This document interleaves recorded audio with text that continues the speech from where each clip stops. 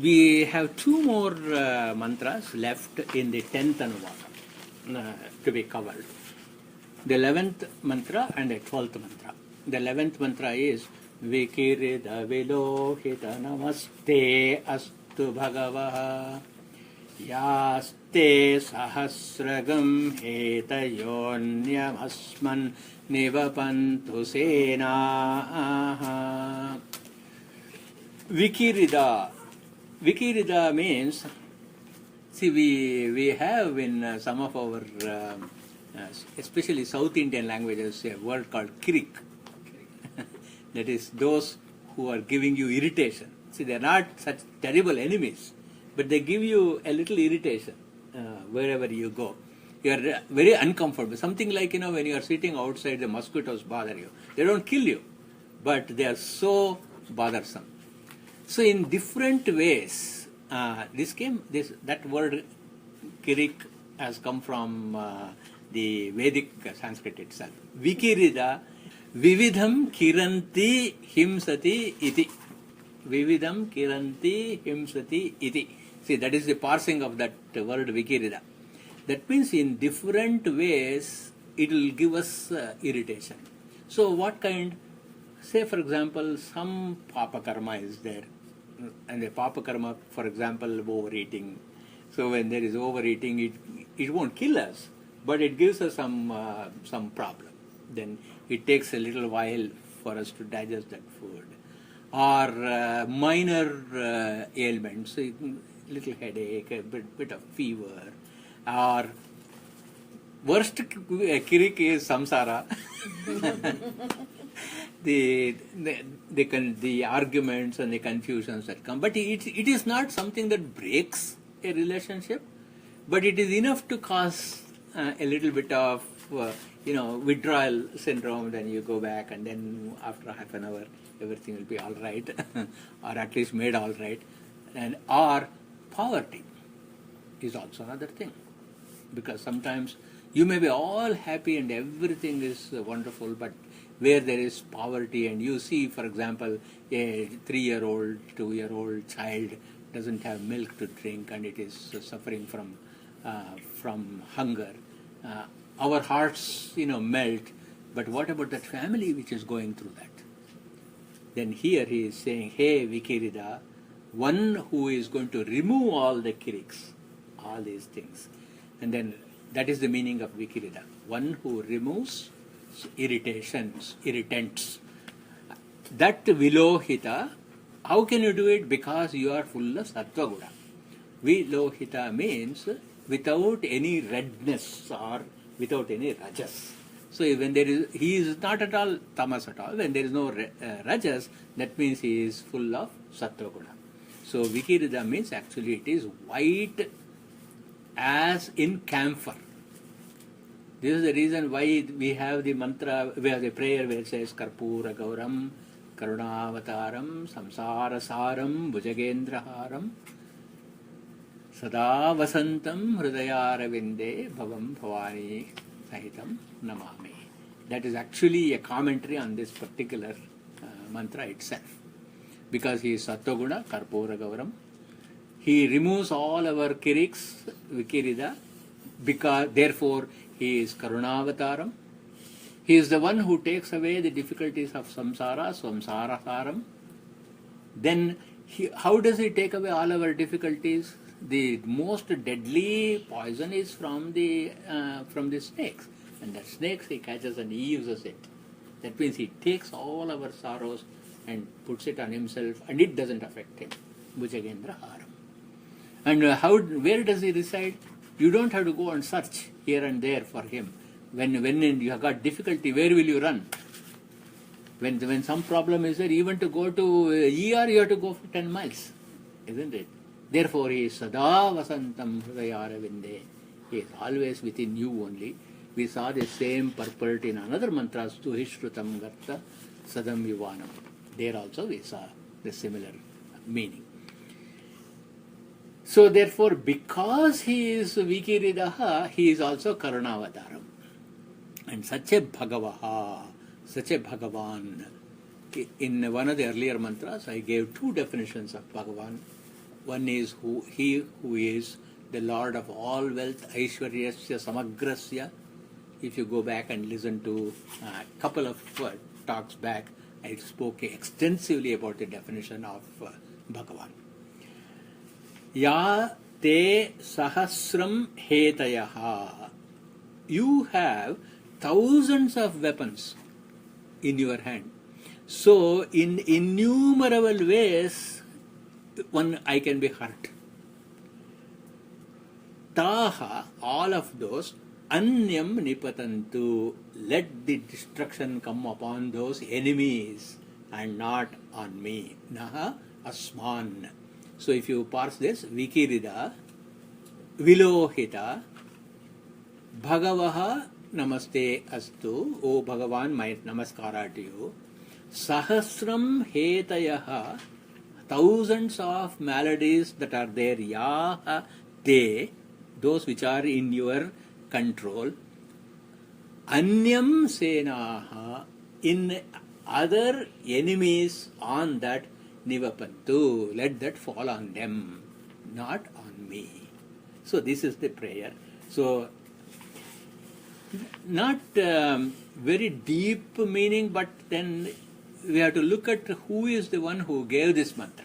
Say sometimes there are interesting things in the mantra itself, like we saw in Stuhi Shrutangartha Sadam Yuvanam. But in this mantra, you must look at the Rishi and look at his background. Why he said this. The Devata is, of course, Shambhu is the Devata, and the Chandas is Trishtup Chandas. But the Rishi is Pulastya Maharshi. The Rishi of this mantra is Pulastya Maharshi. This Pulastya Maharshi was the Manasaputra, or the mental son, one of the sons of the 10 sons of Brahma. Brahma is Prajapati. So Prajapati at the time of creation mentally creates 10 children, and Pulastya is one of them. So that means he is one of the first to be born. So from where can he get Kirik? Isn't it? If there is a second person, then we can say it is because of that person I am getting hurt. But he is born right there. So from whom he is getting? Not only that, he is also one of the Saptarishis. Pulasya is one of the Saptarishis. Bhagavata actually identifies his 11th Narada also to the list. So we have Vishwakarma, we have Marichi, we have Atri, we have Angirasa, we have Pulastya, we have Pulaha, we have Kratu, and then we have Vasishta, we have Prachetasa or Daksha Prajapati, and then we have Bhrugudi, and then plus Narada. These were all the mental sons according to Mahabharata, according to Bhagavata, and Mahabharata adds Prahlada and Kardama also. We have heard of Kardama Prajapati in a lot of Puranas. So all of these are now, when you come to Mahabharata, the number becomes 14, including Pulastya, Kardama and others. So they were the one who created the 14 lokas. So in the cosmology of the Vedic wisdom, Bhuhu, Bhuvaha, Suvaha, Mahaha, Janaha, Tapaha, Satyam. The 7 lokas from here. Then going down, it is Atala, Vitala, Sutala, Talatala, Mahatala, Rasatala and Patala. These are the 7 other netherworlds, so 14 in all. In one of the classes, I will also take up for our study what is known as the Maha Sankalpa. The Maha Sankalpa, we have ordinary Sankalpas. That is Shubhe Shobhane Murte, today I am going to do this puja. But there is a Maha Sankalpa. In the Maha Sankalpa, the entire cosmology, the Vedic cosmology is codified in that. So we will take that up as one of our special projects. Once you memorize that, that means the entire cosmic thinking of the sages will be there. I have extracted some of these names from the Maha Sankalpa also. So that is Brahma, and Pulastya is one of the sons of Brahma. This Pulastya has received many Puranas from here, collected. Purana means Pura Api Nava. That means even though it is old, it is ever new. Purana is not something that is old. The definition of Purana is that which is constant eternally. For example, creation, taking birth, old age, disease, death, 5 elements. All these things have been there from the beginning of time. Therefore, they are Pura, old. But every new drop of water, every new breeze that comes, right? Every sprout that comes from the earth, all of them is new. So Purana deals with old, ancient, but never obsolete. So that's how we have to understand Purana. He was the one who received the Vishnu Purana, and then he teaches it to his disciple, Parashara, and Parashara becomes the author of Vishnu Purana. So this is all the prowess of Pulastya. Then he gets married. Pulastya gets married to Kardama Prajapati's daughter called Havirbhu. Her name was Havirbhu. So the union of Havirbhu and Pulastya creates 2 sons. One son is Agastya, another son is Vishravas. This Agastya, as we know, married Lopamudra. This Vishravas marries 2 women. One is called Kaikasi and another is called Ilavida. So, Pulastya Havirbhu's son, Vishravas, that means Pulastya gets 2 daughter-in-laws. The 2 daughter-in-laws are Kaikasi and Ilavida. Kaikasi gives birth to 3 sons. Their names were Ravana, Kumbhakarna, Vibhishana. Ilavida gives birth to Kubera. So now you see, money came from Kubera. You see, daughter-in-laws came. One of them is coming from a Asura clan. Asura means Asushu Ramate iti. Those who are only interested in their body. I want to eat, I want to sleep, I want to enjoy. That is an Asura. No intellectual, no upliftment, no Sattva Guna. All is, am I comfortable? That's all. If I am not comfortable, I am ready to take exception with anybody. So that is the attitude of Ravana, Kumbhakarna, then Kubera. So now this is a point which would have probably inspired our hero Pulastya to come up with this. Why in my family such great sages like Agastya, right, and Vishravas, who got the Vishnu Purana and transferred it, why Ravana and Kumbhakarna should be born? Why Kubera, a Yaksha, should be born, who is always holding money? That means all difficulties, we cannot say that our children are going to be very good. We cannot say our children are going to be bad, because our children could be better than us. Our children could be more noble than us, isn't it? Or our children could be not good also. So, Janma, Karma, Samyoga. So, from where all the kirik comes? It comes from Janma, Karma, Samyoga. So, Janma, Karma, Samyoga, who can remove? Who can remove the problems I have accrued from the past, in my past lives? Who can make sure that, give me the inspiration not to repeat it in future?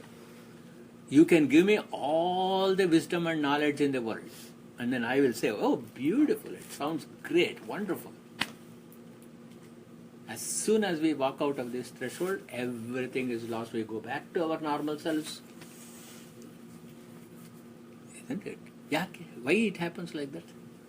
It is because of Janma Karma Samyoga, and therefore Pulastya Maharshi is praying to Shiva, saying that, Hey Vikirita Vilohita, Hey Bhagavan Namaste Astu.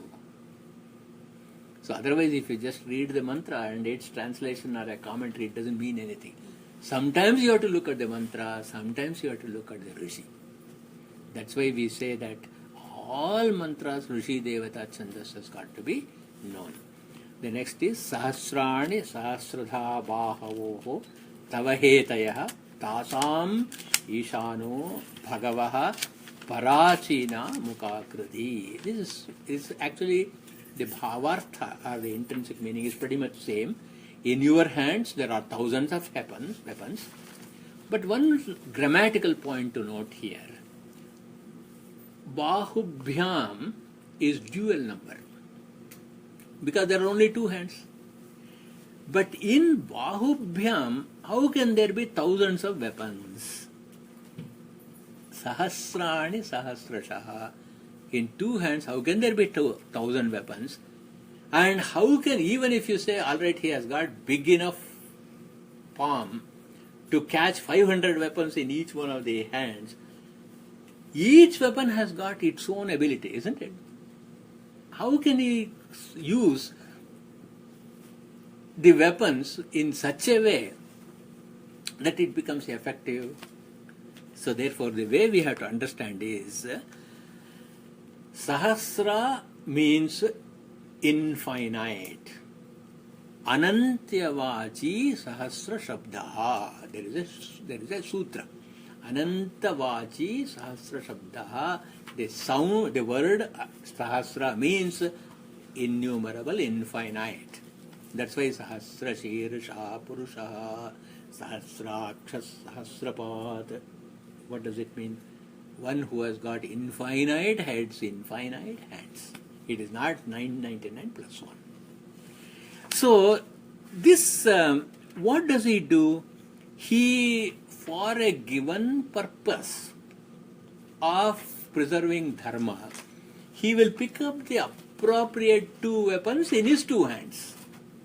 So, all he has to, you must have seen in the movies, he'll just pull out his hand like that into the air, and suddenly a weapon will appear, an astra will appear, and then the opponent, he will lift his hand, another astra will come. So probably Shiva does something like that. It is not out of the realm, because suppose, let us say, I am so angry, right? And then there is an issue at hand. And when I am angered, I completely give up the issue. The kind of words I choose have nothing to do with the issue in argument. So from where did I get those words? Just reached out, and then all those harsh words came, and then suppose you say, okay, what did you mean? And then if you have used this particular word, in this context, what appropriateness is there? See, this is why Vyakarana or grammar is also philosophical. Because in grammar, what we do is we take each one of the words and then look at the etymology and say, is there vagartha viva sampraktau? Vag artha pratipattaye. So that whenever I use any word, do I use it in the sense in which I want to use it? Then Jagatah Pitaro will be with us.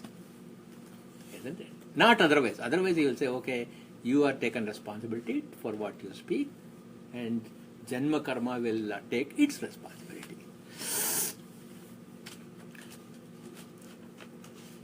There is actually a saying as to how Shiva does this.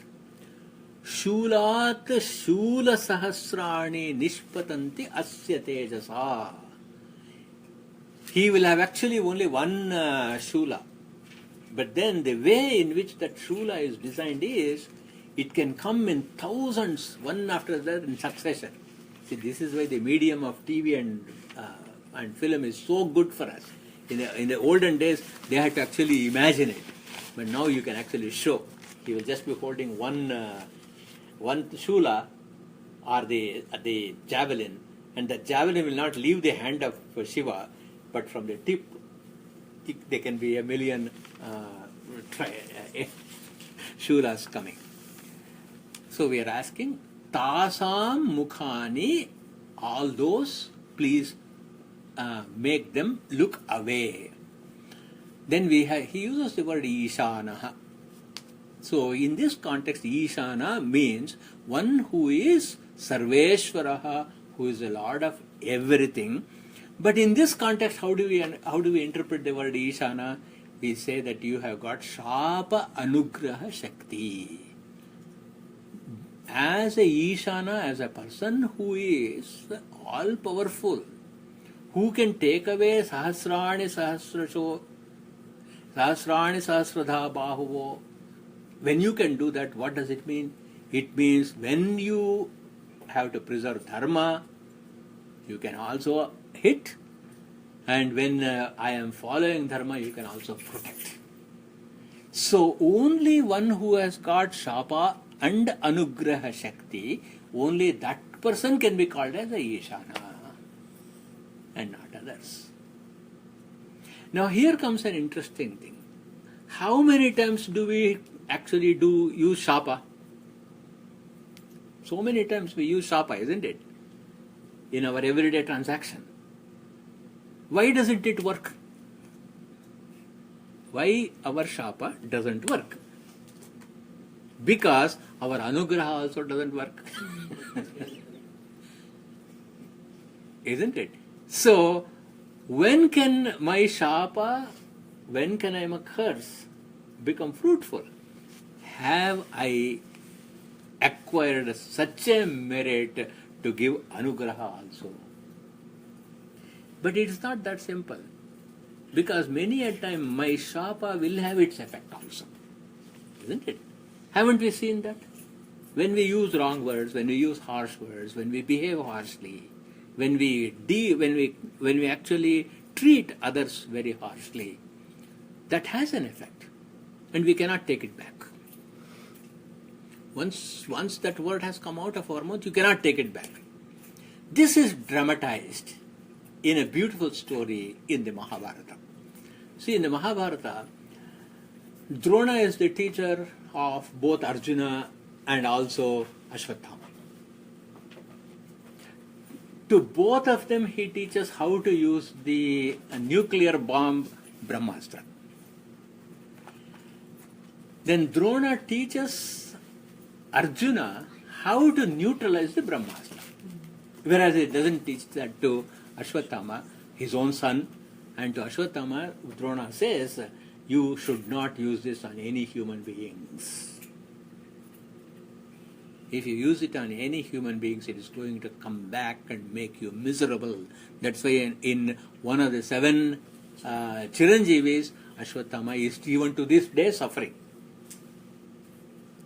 That is not like Bali or Vyasa's Janma. It is a very different Janma. It's a Janma of suffering where he is going through this Chiranjeevitva. But he is not to be taken very lightly. This is one of the greatest persons, in fact, Ashwatthama. In fact, we also call him as Ashwatthama-charya. That is how we address him. So, the situation will come. He was very, very fickle person. He gets excited and starts fighting. He will start fighting. After 2 minutes, he throws the weapon and walks away. For no reason. Why means I am bored. That is the kind of Ashwatthama we have got. Totally undependable. So, but he had very great love for Duryodhana. And his love for Duryodhana was so misplaced. And then Duryodhana used him to the highest advantage. As a very clever way. In the Vaishampayana Sarovara, he had fallen down and then he was hiding, and then later on he comes out and the Urubhanga takes place. After the Urubhanga, that is breaking of the thigh, takes place, after Urubhanga has taken place, Ashwatthama comes there and he says, I'm going to neutralize the complete Pandavas. And then he releases his Brahmastra by energizing a blade of Darba. So that is why Darba is a very powerful weapon for a person who does yajna. That's why there is no yajna, there is no homa without Darba. So, because that is actually energized with the mantras that you chant. So he takes the darba and then he releases it. Brahma comes there and then he says, don't you know that you should not use this? See, this is what I mean by saying our shapa can affect others, but we don't have anugraha shakti, therefore Ashwatthama cannot withdraw that. Right then Krishna says, hey Arjuna, the only way to neutralize his Brahmastra is you release Brahmastra. So Arjuna releases Brahmastra. Look, imagine two atom bombs coming together, nuclear weapons. Then immediately Brahma says, withdraw Arjuna, your Brahmastra. Ashwatthama, you withdraw your Brahmastra. Arjuna withdraws his Brahmastra. That is the Satpurusha Lakshana. What is the Satpurusha Lakshana? They may get angry, they may get irritated, probably quick to temper, probably not, but very quickly pacified. All you have to do is, I'm sorry, please, that's it. The person becomes calm. Something to learn.